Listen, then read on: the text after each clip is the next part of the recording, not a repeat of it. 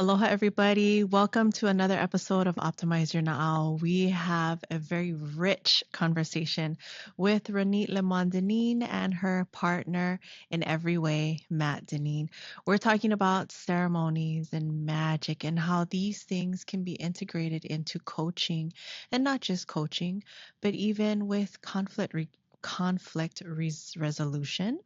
And we're talking about how we evolved as coaches and what it's like to help to coach others and watch them through their journey.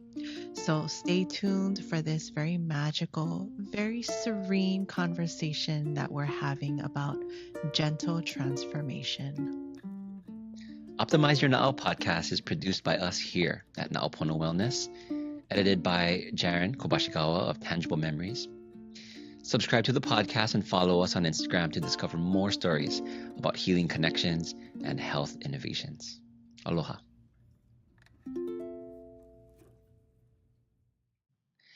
Aloha, everybody. Welcome to Optimize Your Na'au podcast. And we have two very, very dear guests of ours today, Ronit LeMon Deneen and Matt Deneen. Yes, and Ronit has been such an integral part and such a huge part in personally my transformation, but also in our transformation as a couple throughout our relationship. And she's watched us grow, guided us through that. And we first met Ronit actually as when we were She was certified. our coach. Yeah. Yes. So Very Ronit, blessed. yes, very blessed. And so grateful to have her as a mentor, really. And so Ronit is a master certified coach, certified Dreamshadow Transpersonal Breathwork Facilitator, That's amazing. certified meditator, and mentor for coaches, like how she was for us. Matt is an associate certified coach with the International Coaching Federation, certified human potential coach with Human Potential Institute, just like David and I, certified Dreamshadow Transpersonal Breathwork Facilitator, and certified Oxygen Advantage Coach, which I would love to learn more about. But welcome and thank you so much for spending this time with us, for coordinating. I know you folks are calling in all the way from Connecticut, so we're 6 hours apart. So we appreciate you spending the afternoon with us. Pleasure to be here. Good to see you. Yeah. So good to be here with you. Yeah. And so, like we said, David and I met you, Ronit, when we were doing our Human Potential Coach certification, which honestly was a game changer in so many ways. Our intention, was, we work with people one-on-one on a day-to-day, and these things naturally come up, right? So our intention was to be able to be of better help with coaching our patients and clients. Yeah. Presence. But it ended up being so much helpful for us in our personal life, right? So, and we'll get into that, but, we want to ask you, how did you get into coaching, and how have you seen yourself in the coaching realm evolve? Because when we first got into coaching, which was back in 2016, people were asking like, oh, what is that? What is coaching, right? So, tell us about your journey into coaching and then your journey as a coach. Yeah, thank you for that question. Well, I've always been coaching in a sense, and I think the two of you have as well, and so many coaches say this. It's just that we didn't have that title. Right. And so we were doing it kind of around the other things that we were doing in our lives. So I am a teacher by training as a university instructor and a teacher trainer.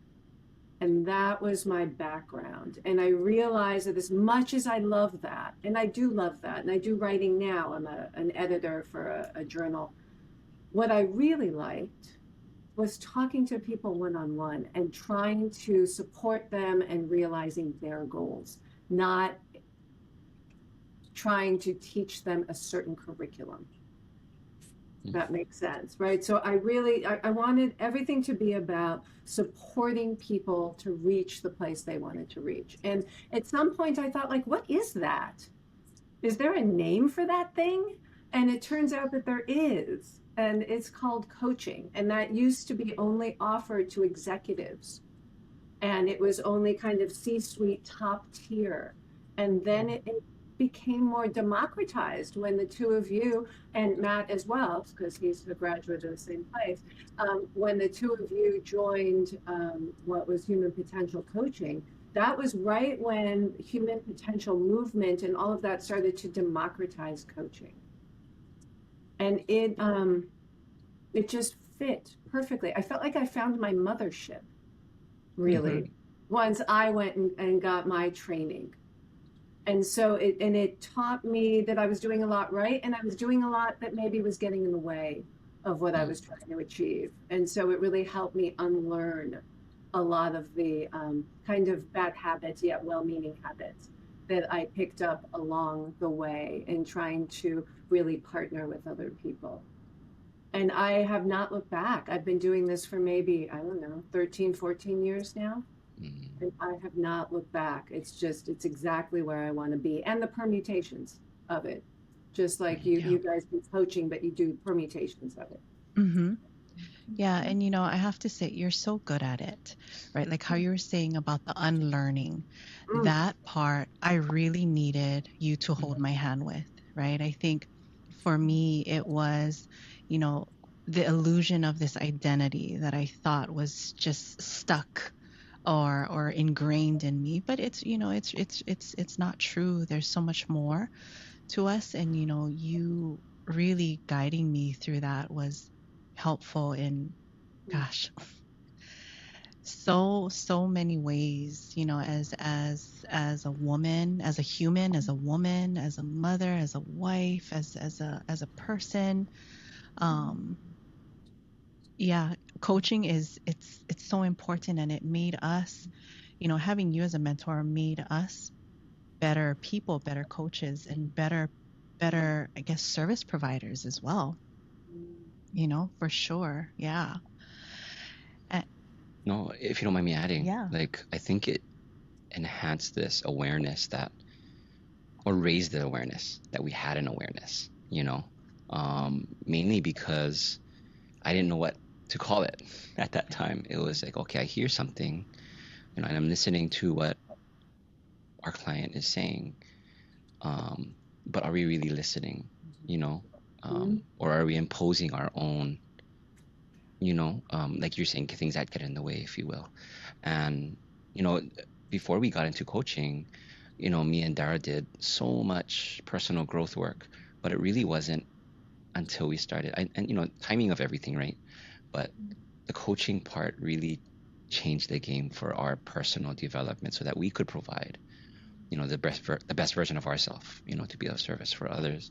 Yeah. The structure, I feel, if you don't mind me adding, helped out a lot for me, rather than like, okay, I'm hearing all these messages coming in all over the place, and I'm like just regurgitating versus, okay, there is a system of sorts, there's an organization, there's a way of guiding people where it's not so overwhelming for them as well as us. And that's really, really what I appreciate, with this whole guidance from you.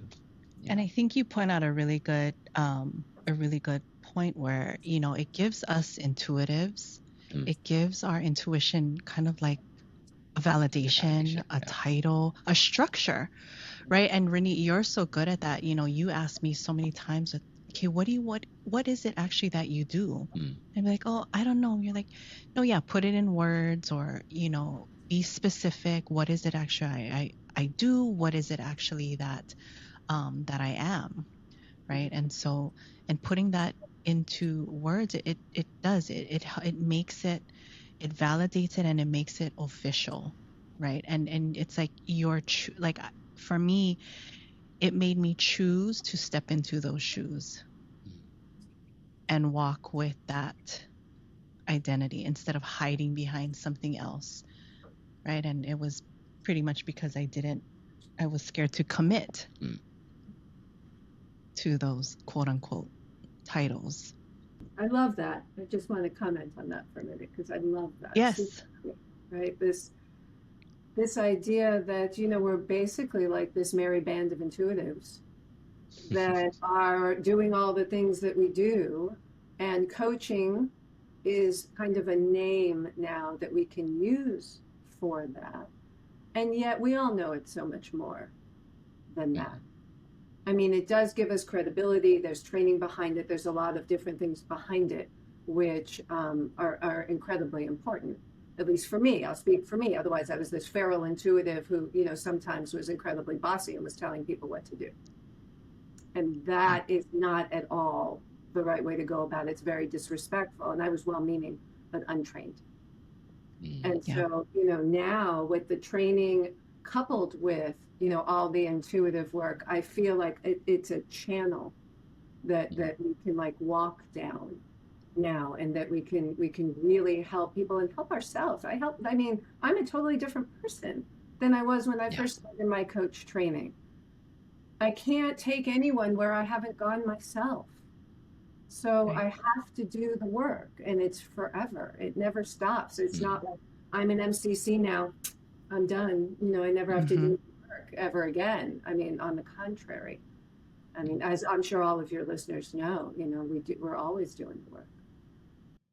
Yeah, for sure. You know, and you were the first one, you know, to remind me that what got me here isn't going to get me to where I want to go. Right. And it's continuously evolving. And so I love how you said that you're not the same person. I mean, physically, emotionally, mentally, spiritually, we're not. You know, we cannot be, right? Especially if we are choosing to continuously do the work, want to continuously grow in every way. Yeah. You know, and I want to point out that, you know, Ronit got me through some really hard times, like really, really hard times. We're talking about family trauma, family drama, helping me to really choose my roles in my family, create boundaries, and change. I want to say change. Yeah. You know, change my mindset about myself, about expectations about myself, about expectations about, you know, titles in a family, of title of a mother, title of father, daughter, brother, sister, you know, so on and so forth. And, you know, that was, I think I talked a little bit about it in another podcast, but that was really like one of my darkest times, you know, and I'm so grateful. Like David was saying, timing is everything. We had just completed, you know, our human potential certification. And then all of this came up, and I asked you to be my coach, and you've been my coach, you know, since then. And I'm, so grateful. And yes, thank God I'm not the same person I was all those years ago. Yeah. I love, you know, that we're doing all this deep work, you know, that this deep work is really what optimizes our now, you know, as the title of our podcast, if you will.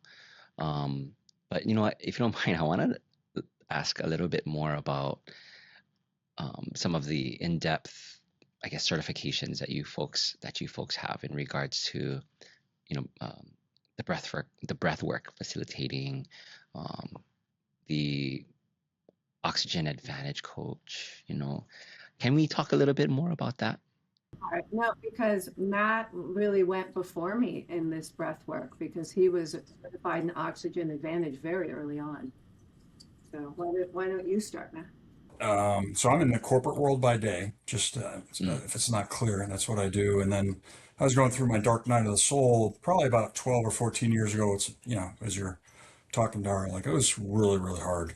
And that's what kind of got me going down the rabbit hole, which included the bulletproof, which got me into the training program to be trained as a coach. I did not know what I wanted to do with it other than it sounded cool.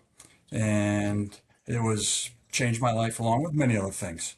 The ability to do my deep work through the coaching program and meet some really good people, including Ronit, who's, you know, heading up the program, and we were in the same cohort together, the three of us, back in 2017. So as part of that, you know, I was going through some physical issues because I was trying to do triathlons that was my one way of escaping, and I burned out. So I wanted to improve my health and wellness. And so I started doing, many different things. It was the diet, it was, meditation, it was coaching, but also I fell into breath work. And I started, and at first it was to improve my efficiency in sports, to perform better. And then it opened up all these other avenues of that. It improved my well-being, my kind of just presence, my energy. Spiritually, it got me more into kind of calmness. I got into the Wim Hof breathing method as well, which was extremely helpful with my social anxiety and some depressive moments. So there's a lot of parts of breath work that can do all sorts of things. It can calm, it can energize, it can improve your performance, improve your health, mental performance, emotional. So I started with the Oxygen Advantage. It just helped me athletically. And then it went from there to just exploring all the different avenues. So I've done a lot of different deep dives, different types of breath work, from Wim Hof to Oxygen Advantage to coherent breath work to, you name it. I've kind of studied under Dan Brule. I didn't get certified. He's got, if you're familiar with Dan Brule, he's kind of like the godfather of breath work. He's been doing it for, I don't know, 40 plus years. So I've explored a lot of different modalities. And then for my birthday one year, Ronit decided to gift me holotropic breathwork weekend, which is a form of breath work that gets you basically in an altered state of consciousness, similar to psychedelics. And that was another game changer. That it goes back 3.5 years ago. And we both had a transformative experience in our own way, and we pursued it and just kind of fell in with a group called Dreamshadow. They're based out of Vermont, and they trained under the originator of holotropic breathwork, Dr. Stan Groff, a psychiatrist who put on these. I was into psychedelics, and psychedelics got outlawed, and transformed it with his wife, Christina Groff, into this amazing modality of breathwork, music, body work, and drawing in a group setting. And it can be extremely profound. So we went on to get certified in that. And that's kind of a lot of our focus is around that as well, most recently. Ronit, anything to add around that? No, you tell a good story. So, yeah, I mean, exactly that. And for me, coaching is amazing. And there's a lot of things that are happening in coaching that don't have to do with words, as Derek noted, right? There's a lot of energy. There's a lot of somatics that go on in coaching. And yet sometimes there are pieces that we cannot get to with words or coaching. We can get near them, but we can't get to them. And holotropic breath work, in my experience, and just as I've seen now, we've done so many sessions now, gets to the part without words, and often can accelerate some of the evolution, I guess I'll call it, that we're going through just through the breath. So I find that in one session, I can get to something that maybe many coaching sessions and therapy sessions might have gotten to maybe. And so it's really powerful. And I really fell in love with it because of that. It just seems to me to be part of this whole, right? We talk about it. We do some energy work around it. We breathe about it. There's all of these ways to get to whatever that is, that inner material that we're trying to get to. And I think holotropic breathwork was the piece, at least for me, that was missing. And now we have it. And I love it. We just were at a breathwork event this weekend. And we were participants because, of course, you never stop. Coaches get coached, breathers breathe. And so we participated, and it was incredibly moving, and I'm still integrating from it. That's awesome. And I know you folks have some upcoming breathwork workshops that you folks host out in Collinsville, Connecticut. Do you folks do breathwork online as well? Like for Zoom, or is it just an in-person event? No, we do both. Okay. We do shorter breath work in person. We do full days and weekend breath work. We also do online the shorter kind of holotropic conscious connected breathing as well, because this modality is so powerful. We want to meet people where they're at, wherever. Come in. Yes. Yeah. And, I know you folks have retreats. You folks have, marriage coaching, which is so neat, before the day of, and then post. And so I can imagine this being so magical as you integrate it into all of your events. That the marriage coaching, when I saw it on your website, I mean, it's something that I've never really seen before. I know you have it on your Sun+Moon Dream Alchemist website, and we're going to list, all of how you can connect with Ronit and Matt, and get in touch with them and join their all of their workshops and things. We're going to list that in the notes. But tell me a little bit about how that came about, the marriage coaching. Well, to be honest with everybody here, it came about because I have a failed marriage before Matt. And it wasn't, and I, even as I say the words failed, was it? I mean, I've reaped so much from that rich experience. I would not have volunteered for it, but I'm definitely spinning that straw into gold, and so it really came about from, at least for me, and then I'll turn it over to Matt, the idea that being conscious and aware and intentional from the beginning would have been such a game changer. Right? Just from the beginning. And even if it wasn't from the beginning, if we could have done it from the middle, that would have been great too. Right? And even if we tried to do it at the end too, in our divorce, and we didn't, and we succeeded more or less, because we had a divorce with somebody who was a therapist as well, and she helped us, and so it just was so clear to me that we could walk this path much more gracefully and with so much more intention if we just had the right resources. And, I won't speak for Matt. I'll let him tell his part of this. It just, we thought, together with all the tools we've picked up and the hard-won experience that we have lived, wouldn't it be amazing to be able to give that to others, that which we did not have, how healing to give that to others. Yeah. Matt, do you want to add to that? I mean, your summary is very consistent with what I went through. I went through my dark night of the soul had to do with my challenge in my first marriage. I was married for almost 30 years. It was a long part of my life, and I have 4 wonderful children. But I got married young, and for a large part of it, I wasn't as mature and aware, and all the things that the hard work that I actually started to go through as a result of that dark night of the soul that made me I feel a better person, just more mature, more emotionally mature, more wise, more just kind of well-rounded, and better perspective. And unfortunately, it wasn't enough to, salvage my first marriage. And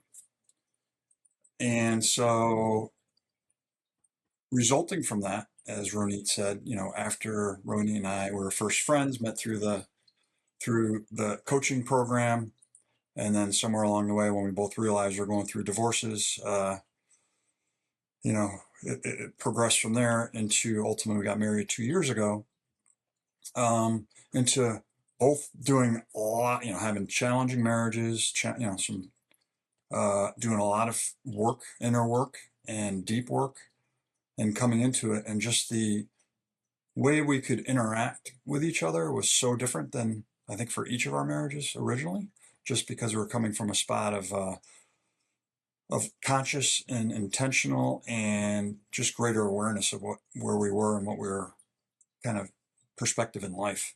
And it's just so different. The amount of respect and positive regard and trust is magical and is possible. So I think that hard fought wisdom through some could say failure, but just through challenges. You know, that's an area that I think both of us together can bring that wisdom and learnings to others earlier in their life, which I didn't have. And so it's something that we're pretty excited that that we're able to offer and, you know, at least try to share what we've learned. Yeah, and I think, not just in marriage, right? In relationships in Yeah, I was general, thinking that too. Yeah. right? I mean, we coach so many people where, there's a struggle, there's a resistance in a relationship. And more times than not, we meet people at the point where they're actually comfortable with that struggle and that resistance. It actually becomes like almost like a security blanket, or if I may say, an excuse, It's familiar right? too. It's from yes, You know? yes, yeah. That that resentment, that anger, it becomes it's constantly justified, right? For why things are happening, why they are the way they are, why they cannot evolve, right? It almost becomes comforting in a way, right? And Renee, you and I talked about this, right? Um, we're so familiar with failure and disappointment that most people don't know what it feels like to be truly loved, to experience, um, a true awakening, freedom, right? And I feel like the work that you folks do together, not just in your marriage coaching, but that's so neat, but in your coaching in general, right, can help people to kind of like undo their I want to say like a onion, like a comforting onion, right? They're just so used to the stink and the sour that they haven't given themselves the opportunity to see what the potential is without that. Mm. I Yeah. think Matt brought up a really interesting word, the possible. I heard him say possible because most people, like you were saying, right, they're struggling through it and this is what it is. But just having an idea that having this kind of connection that you folks also share right now is possible. Yeah. And you're giving people a lot of perspective and hope and the expertise. Yeah. Well, I was thinking as you were talking too, Dara, and what you just said, David. We're in a time right now where there's a lot of turmoil, there's a lot of polarization, there's a lot of somewhat like virtue around resentment, as if it's a good thing that I don't talk to a flock of people, or that I condemn a whole group, or what is somehow that's a good thing. And I don't think it's a good thing.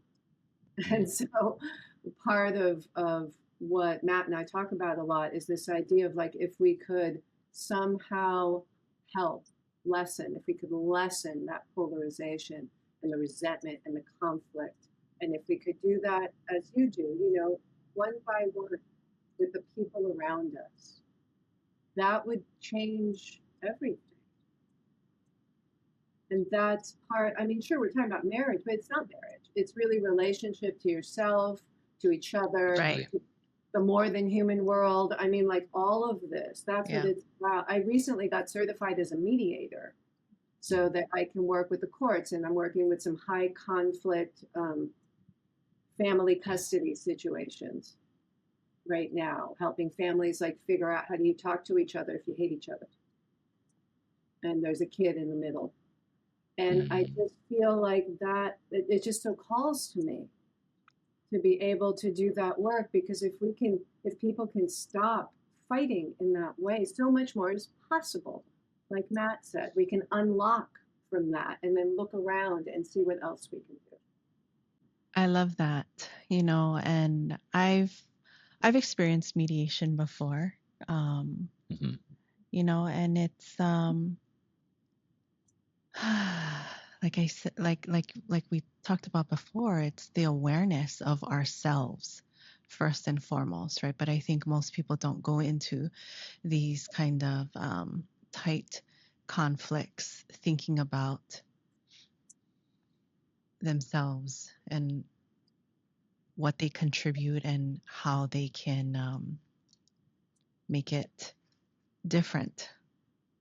When you talk about mediation with family, right? I know this is can get very heavy, right? What are some of the things, as a mediator, like common threads that you're seeing within, like, okay, we'll just stay on the marriage part, especially when there is a child involved, right? A young child. What are some of the common threads that you see helping these families to mediate their differences? Yeah. Well, I don't think this will be surprising to you as to anyone here as coaches.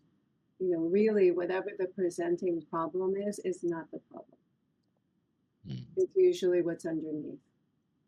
And it's usually this desire to be heard, to be, there's hurt, there's rejection, there's fear, there's a shattered vision of what was supposed to be and now is no longer going to be.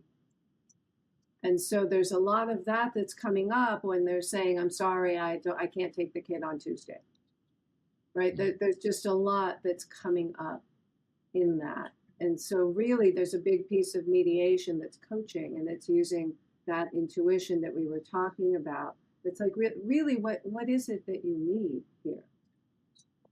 What is it that you're longing for here? And let's see if we can create a situation where most of the people involved get what they're actually longing for, not right now what they're willing to fight and die for, they think. And so it's really that deep dive, as we do in coaching, as you all know. I mean, you all do this in your work. Yeah. You brought up, with the marriage coaching, things that, if you were intentional before getting into your marriage, right? What are some of those things that you would have done differently before getting into your marriage? Oh, that's a tough one, Dara. Wow. As a 24-year-old, yeah, that's a good question. So, to be honest, my biggest would have been to have done more my own personal work to know who I was. Okay. Okay. Yeah. Because I think once I was there, then some of the intentional part is the concept of, for me, is trust. Trusting your partner until that what they're saying or doing is in the best interest of the marriage, rather than taking it differently, that it's against you. So it's having that agreement, and that you can actually have this mature conversation ahead of time and kind of have those touch points of, what happens. And then if there is an issue, and before coming to a conclusion of that your partner is trying to hurt you, you try to just kind of ask with calmness and without emotion, strong emotions, like what's going on here.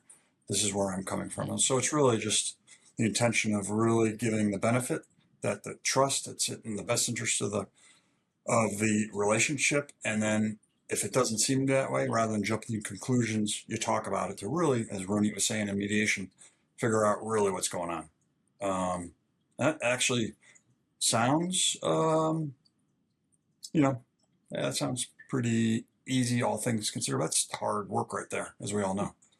That's hard work. It means really doing the work so that you're not reactive. And that is, especially as in your young 20s, a lot of people do not have that capability because we just haven't done the work yet. I'm always impressed when I see young people that have that emotional maturity. It amazes me. It took me a long time. So that's what comes up for me. There's certainly other things, but in the big picture, it's that kind of personal work, emotional maturity, and then having that ability to communicate from that place of trust, and not jumping to conclusions, and then everyone going to their side, and next thing you know, you're not talking to each other for days, or whatever strategies people have that don't work. So Mm, that's good, Matt. Yeah.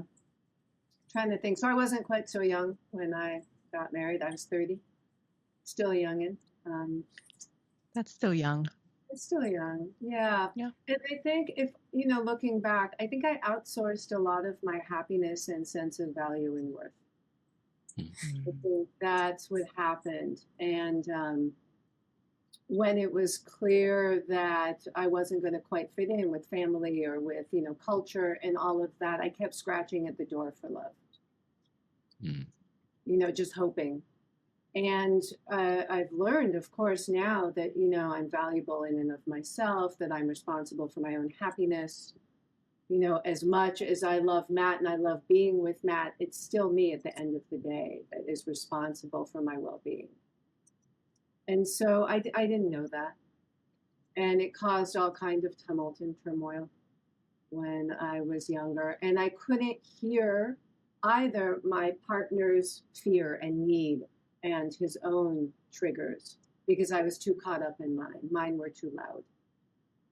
And so I'm and now hopefully I am more aware and I can see kind of the underneath of what happens and I can examine it and I can choose how I respond to it instead of being abducted by it. I love that.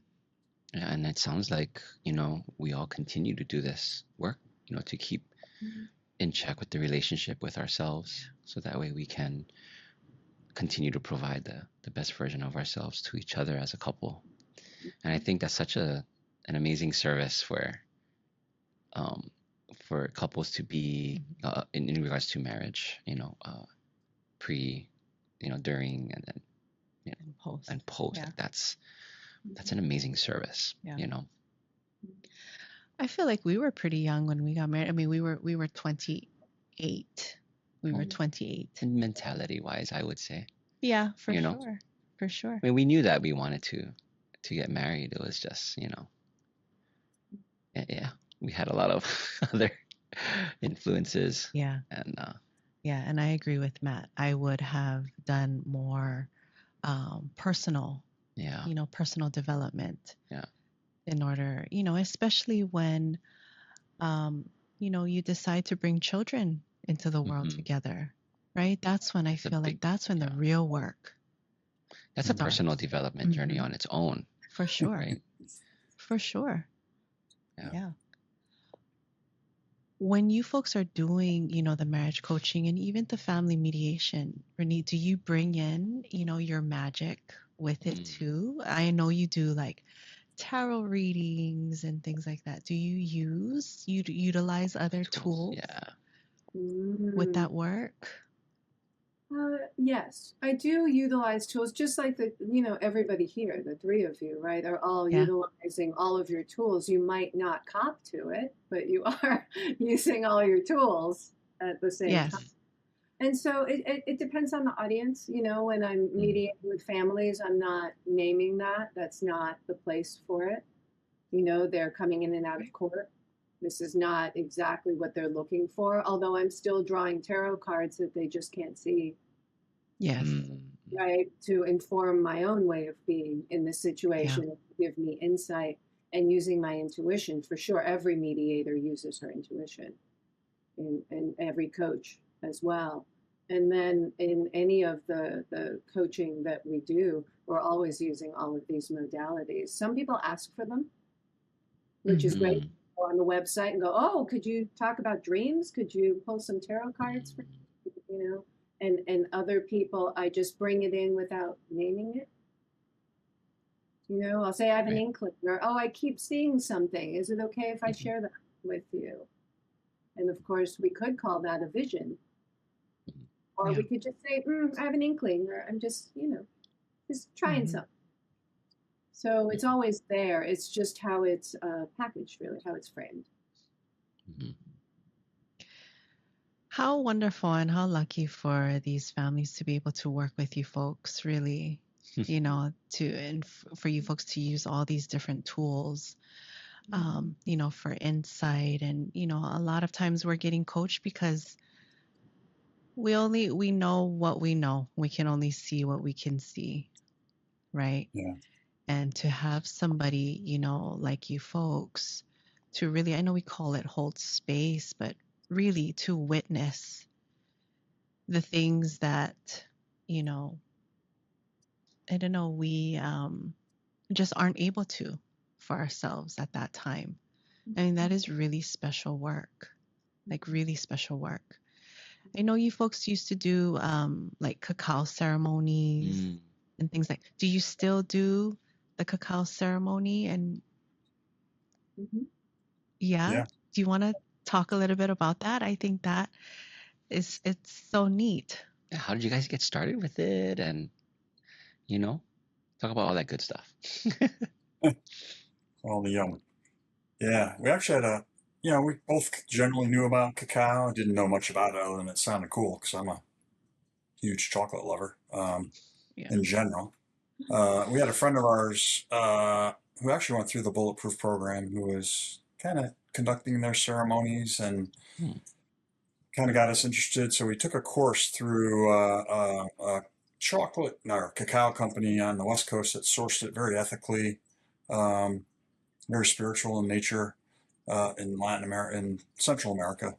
So we took the course, and really what it is it's just another tool to bring kind of people together to set intention and to be in community and to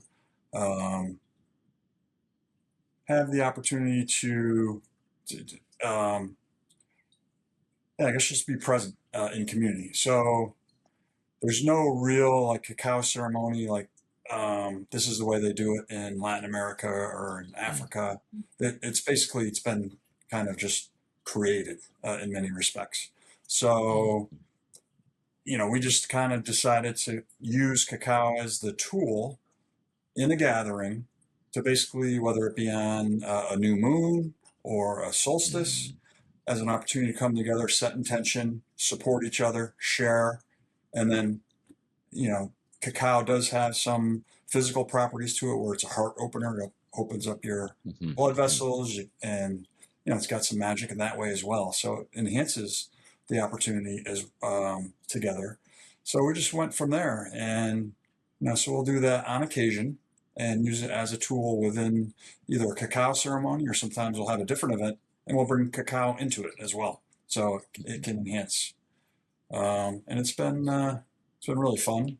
And even just kind of where you source it from we found actually a source in Vermont that ethically sources it as well from one particular group in Central America. So they're supporting a particular community, which we really enjoyed as well. So anything else, Ronit, that I missed? Yeah. I mean, it's mystical, but it's also biohacking, isn't it? Because it opens your heart. It brings you closer to your emotions and to what's really going on there. And so when we do a cacao ceremony, we're drinking the cacao, we're doing ritual, which all humans crave, right? So we're doing ritual, we're allowing the cacao to work, and then we're doing a practice. All right, and by then, your heart is open and you're starting to really resonate. And it's a beautiful experience for people. Plus, it can be quite yummy and people love that. People, so many practices are hard. Why don't you just come to our house and drink chocolate with us? Right? That's exactly what I was thinking. Right? Yeah. I'm like, we just need to go to Connecticut and do this cacao ceremony with you folks. Yeah, exactly on the full moon or our favorite, the dark moon. Yeah, the dark moon. Yes. All is possible on the dark moon. Beautiful. And I know, Matt, you have a men's group, some events for men that you are going to be soon starting. And it's so funny that you brought that up because it's something that we were talking about, for our retreats here. And as we're talking to you, I have all these, I'm like, gosh, collaboration ideas, for you folks being online for our retreat. But what are some of the events that you have in store for the male community? Well, so right now it's still a framework. And, my envision of what it would look like, and I know it will evolve, is really just to bring men together to start. And, as we know in today's society, or at least from my perspective, there seems to be a bit of, in talking to a lot of people, the challenge of what we'll call it's called the toxic masculine, where, it's hard to kind of bring that, sensitivity and the feminine piece of our psyches, because we all have masculine and feminine, whether you're male or female, to our relationships, to our friendships, to work, etc. So it's really just to bring men together and to create a safe space to share what's on our heart to start, and to have experiences of bonding. Because right now, I kind of do that with my good friends, and it's usually through sports activities and challenges through that. So, put yourself through a challenge. It's kind of that warrior mentality. But then at the end, we accomplish something together, and then we have some really good sharing time together. And, over time, we're able to build that rapport. And it goes beyond just talking about sports and weather and, kind of more superficial things. So I've seen it develop with my close friends in sporting. So I envision, doing events, whether it's a weekend away doing breathwork, which can really open up kind of the heart and the psyche to really share, because it's a place of very significant vulnerability. Like, a lot of stuff comes up. So it's creating that safe container where people can really bring up what's going on for them. That is really hard to do at a bar, or when you're watching the Super Bowl, or, the weekend, whatever. So it's really creating that and then seeing where it develops from there. So it's early days, but that's kind of where my kind of head is at, thinking about where I'd like to see it start. Yeah. That's awesome, because I feel like, we have so many clients that are actually, asking for that. Our male clients who are asking for that. Males who are coming out more, wanting to do this deeper work, right? That, for us as females, it just comes so naturally, right? But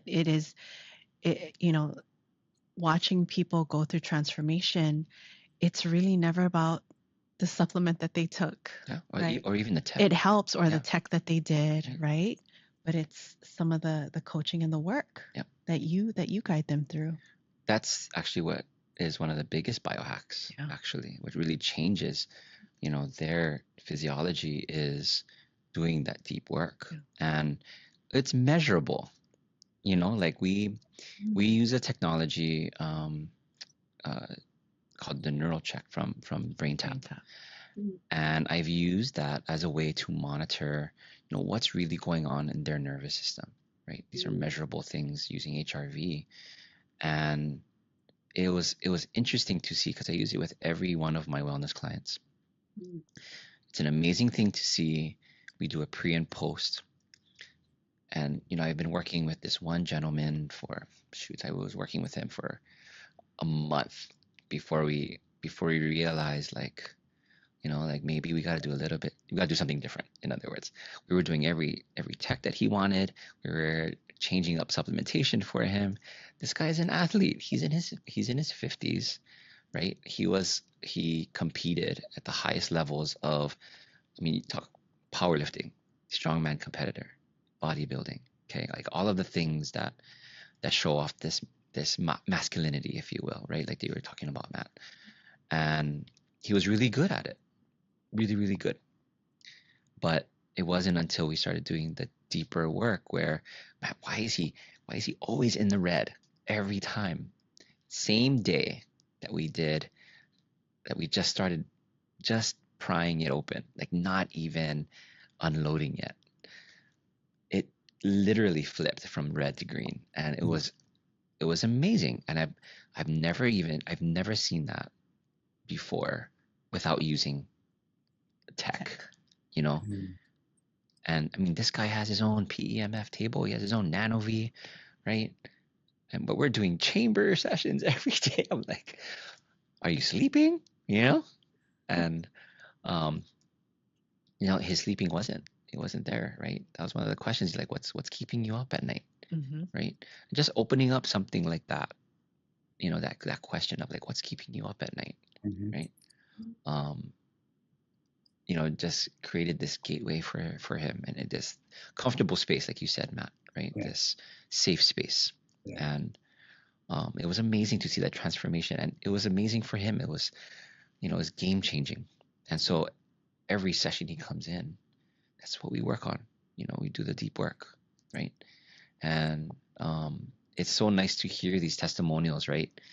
Of how it's changed the dynamic between how he looks at himself in the mirror, right? As a man, as a masculine figure, right?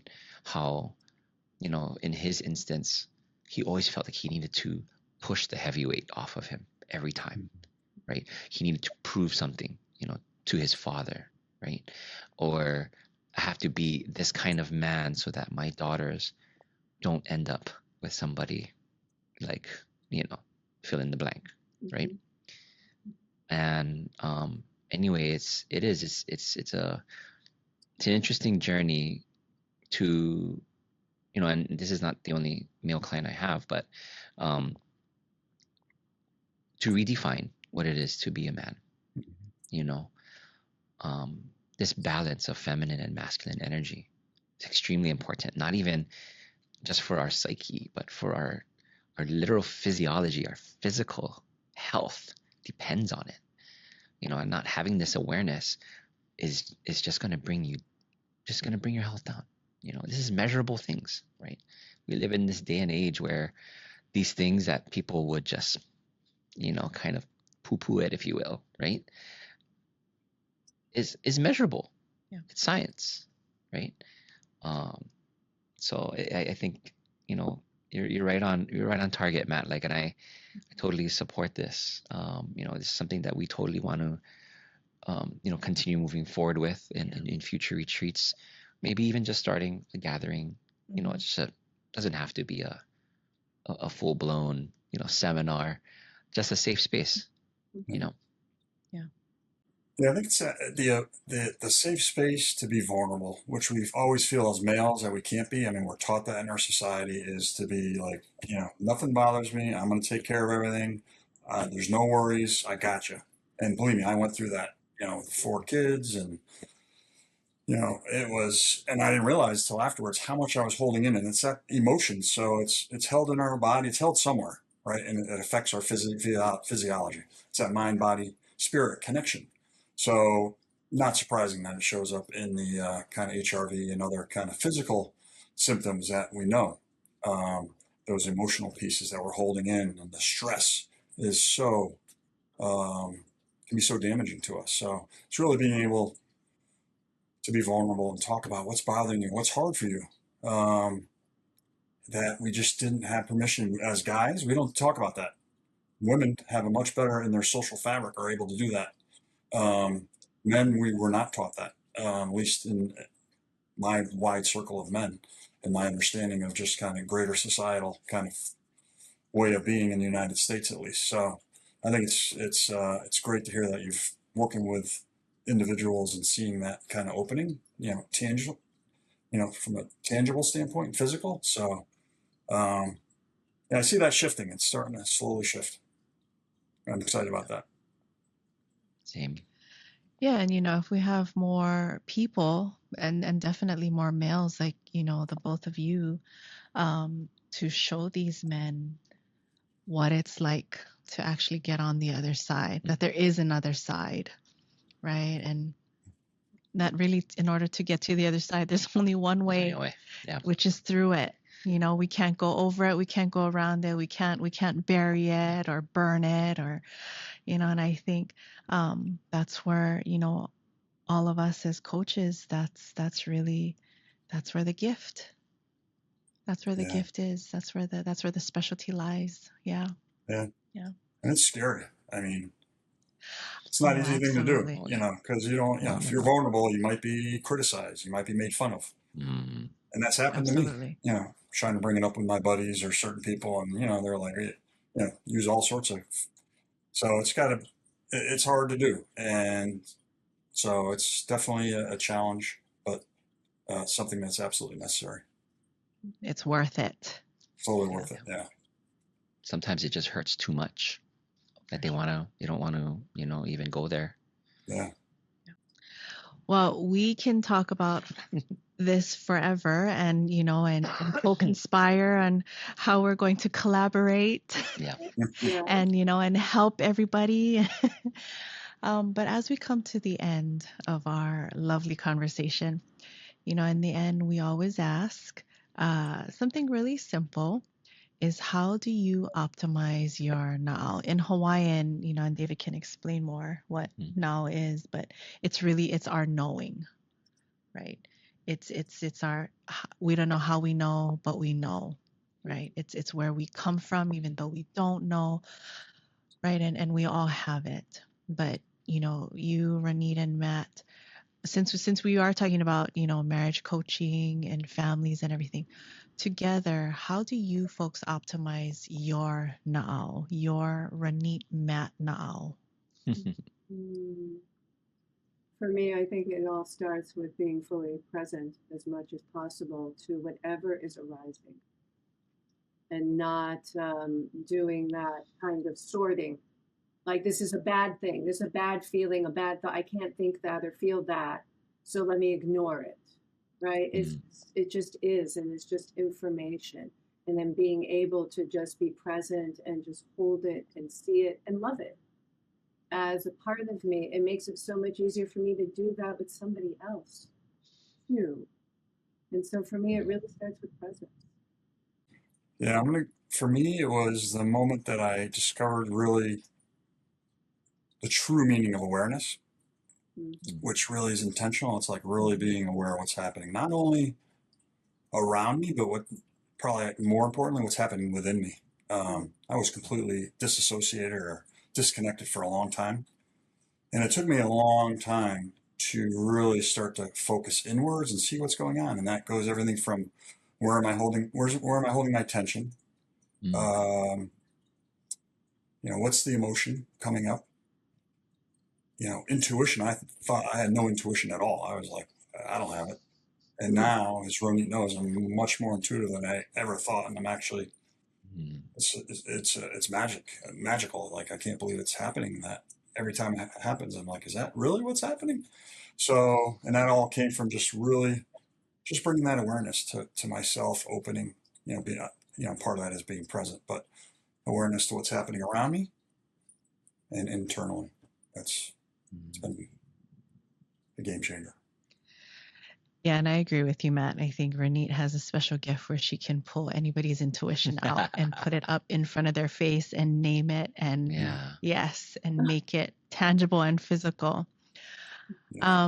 So we are going to have all of the ways that people can join you folks in your events in Collinsville, Connecticut, how people can connect with you in the show notes. But again, Ronit LeMon Deneen, you can find her on Instagram at Ronit LeMon Deneen. Also, we were talking about your dream work, your tarot reading, your breath workshops, your marriage coaching, your coaching in general. And that's at Sun+Moon Dream Alchemist. What a cool name. Yeah, what a super cool name. I love and it. Your cacao ceremony, which sounds so magical. But we're going to have all of this in the show notes and all of your credentials and all the things, all the magical things that people can do with you. And so thank you so much for all the work that you do. Absolutely. And thank you for your time this afternoon, especially. And we love connecting with you folks, and we can't wait to do it again, hopefully in person. Yes. One of these days. Yeah. An excuse to hang out with you too. And, we need to plan some future collaboration. Yes, we do. Yes, for sure. Absolutely makes sense. Absolutely. Yep. Yeah. Thank you. It's wonderful. Thank you. So mahalo to our listeners. Yes, mahalo to our guests, Ronit and Matt. Mahalo to our listeners for indulging in this very lovely conversation. We will see you here again soon on our next episode of Optimize Your Na'au. Aloha, folks.